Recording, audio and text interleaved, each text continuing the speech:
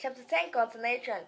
But what? But he might have crawled into the room through the ceiling like a lizard. Yes, Teacher Steve was not showing me any mercy. I began to think that I was sure I had stolen his money. But you never know, sir. I croaked like a frog. Just in case it might have seen it, I knew he did not really have anything sensible to say. Alright, Chokwe, I shall bring in the night watchman. He rose from his chair, scraping the floor under this time. He went to the door and called into the night. Nkanu, Nkanu, but there was silence. The night watchman must have fallen asleep as usual. Shall I go and call him, sir? I suggested. He might not hear you from here. Go and wake him up, Teacher Steve said in harsh voice. The night watchman was rubbing his eyes as he stood before Teacher Steve. He was an old enough to be my master's father and was never afraid of the master even when he had done something wrong, like sleeping on duty. He never even said sir to Teacher Steve and always called him my son. Uncan, remember that I do not pay you 70 kobo a month so that you can come here and sleep. Teacher Steve said in an angry voice. He never usually got angry with the old man. My son, at my age, I cannot tell my eyes what to do anymore. The night watchman replied, I tried to keep awake, but my eyes do not agree. He tried to smile.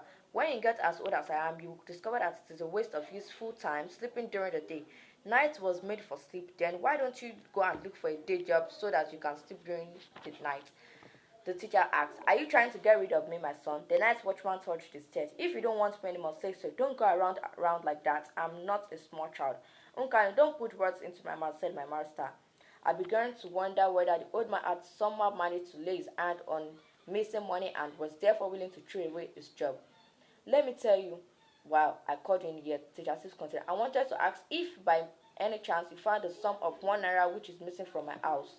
1 naira, the old man seemed startled by Teacher Steve's question. Yes, 1 naira in currency notes, and you think I stole it? He touched his chest again.